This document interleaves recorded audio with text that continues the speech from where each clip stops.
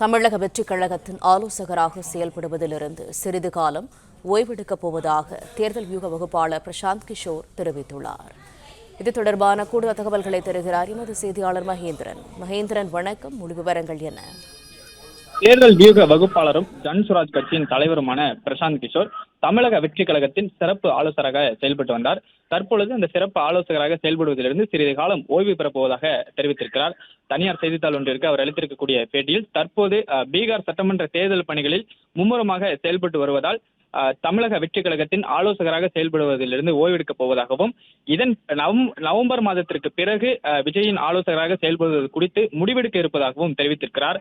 2 முறை சென்னையில் விஜயை சந்தித்து தமிழக வெற்றி கழகத்தின் சட்டமன்ற தேர்தல் நோக்கிய பயணம் குறித்து பல முக்கிய ஆலோசனைகளை பிரசாந்த் கிஷோர் வழங்கியிருந்தார். அது மட்டுமல்லாமல் தமிழக வெற்றி கழகத்தின் 2ஆம் ஆண்டு தொடக்க விழா நிகழ்ச்சியிலும் அவர் பங்கேற்று உரையாற்றியிருந்தார். தமிழக வெற்றி கழகத்துக்கு பல முக்கிய ஆலோசனைகளை வழங்கப் போவதாகவும் தெரிவிக்கப்பட்டிருந்தது. மேலும் சிறப்பு ஆலோசகராக அவர் செயல்படுவார் என்று ஏனென்றால் தமிழக வெற்றி கழகத்தில் ஏற்கனவே ஜான் ஆரோக்கியசாமி என்ற தேர்தல் வகுப்பாளர் ஆலோசகராக செயல்பட்டு வருகிறார்.